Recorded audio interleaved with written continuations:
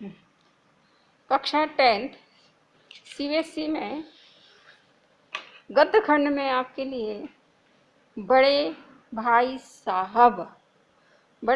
साहब प्रेमचंद द्वारा लिखा गया है। यह कहानी जो आपको दी है वो विद्यार्थी जीवन से संबंधित है। लेखक के बड़े भाई जो उनसे आयु में 5 वर्ष बड़े हैं, उसी के साथ हॉस्टल में रहते हैं। लेखक आयु में अपने भाई से 5 वर्ष छोटा होने के बावजूद कक्षा में उनसे मात्र 3 वर्ष ही पीछे हैं। उसका कारण यह है भाई साहब को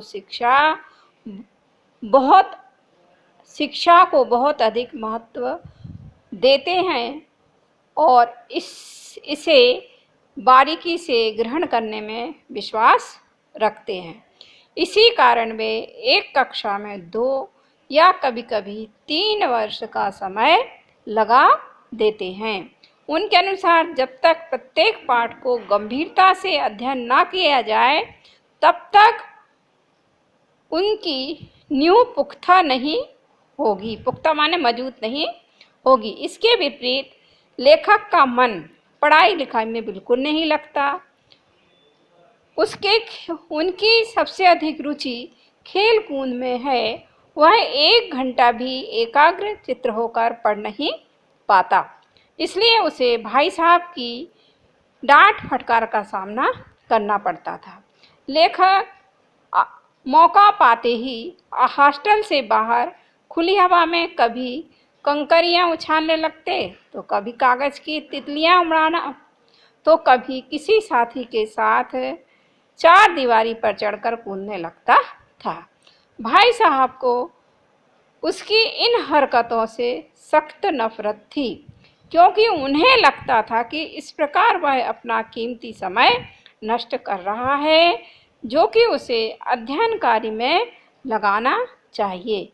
वे समय समय पर उपदेश देने लगते और पढ़ाई का महत्व समझाते, जिससे कि वह अपना ध्यान पढ़ाई में लगाए।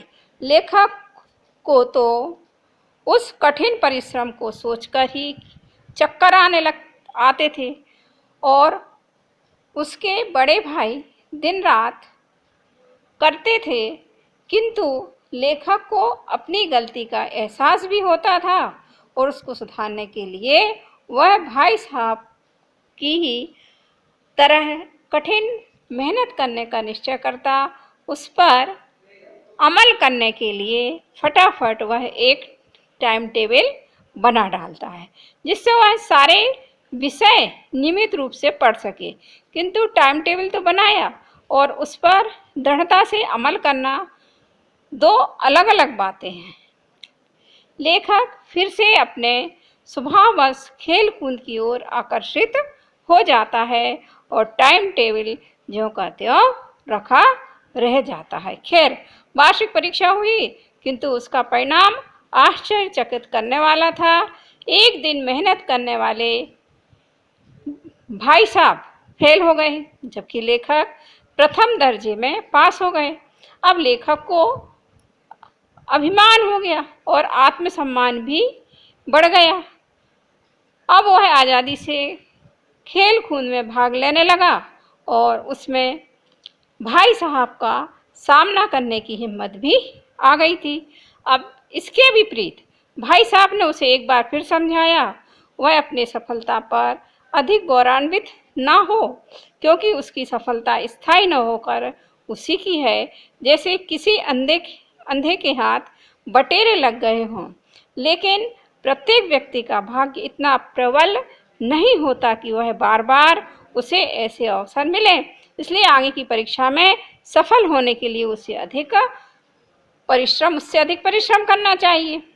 लेखक को लगा कि जब पास होने पर उसका इतना तिरस्कार अपमान हो रहा है तो फेल होने पर शायद प्राण ही ले लिए जाएं, इसलिए अपनी सफलता पर प्रसन्न होने की बजाय आगे के दर्जों की पढ़ाई के विषय में सोचकर यह चिंतित और भयभीत हो गया।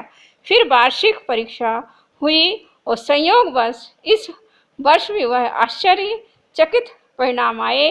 भाई साहब फेल हो गए और लेखक फिर प्रथम दर्जे में पास हो गए। अब लेखक और बड़े भाई साहब के बीच केवल एक दर्जे माने कक्षा होता है का ही अंतर रह गया था। अब लेखक को उन पर दया आ रही थी कि इतना कठिन परिश्रम करने के बावजूद भी वे फेल हो गए, किंतु इसके साथ ही उसे अपनी किस्मत के बलवान होने पर भी गर्व हो रहा था। अब तो उसकी स्वच्छंदता और बढ़ गई। भाई साहब भी अब उसे ज़्यादा डांटने का साहस नहीं कर पाते थे। एक दिन हॉस्टल से बाहर लेखक एक कनकौआ माने पतंग पकड़ने के लिए दौड़ रहा था। तभी वह बाजार से लौटते हुए भाई साहब से टकरा गया। स्वभाववश भाई साहब ने उसे फिर से डांटना शुरू कर दिया कि भले ही वह जमात उसके बराबर ही क्यों ना आ जाए, जमात कक्षा होती है, फिर भी वे उससे उम्र में 5 साल बड़े हैं, इसलिए उन्हें उनसे ज़्यादा जीवन का अनुभव है और उम्र के इस अंतर को ईश्वर भी नहीं मिटा सकता है। इस पर लेखक शर्मिंदा हो गया और क्षमा मांगी। भाई साहब ने उसे गले से लगा लिया और फिर समझाया कि उनका मन भी और लड़कों की तरह खेलने कूदने और पतंग उड़ाने का करता है, किंतु यदि वे गलत राह पर चलेंगे तो उन्हें देखकर उनका छोटा भाई मतलब लेखक भी पथभ्रष्ट हो सकता है। इसलिए लेखक के प्रति अपने कर्तव्यों को समझाते हुए वे अपने मन पर नियंत्रण रखे रहते हैं। उनके इस वाक्य को सुनकर लेखक के मन में उनके लिए श्रद्धा बढ़ गई। इसी बीच उधर से एक कटी हुई पतंग उनके ऊपर से निकली। सभी लड़के उसी ओर लपके। अब लंबे होने के कारण भाई साहब ने उसकी डोर पकड़ ली तो और हॉस्टल की ओर भागे। लेखक भी उनके पीछे पीछे भागा।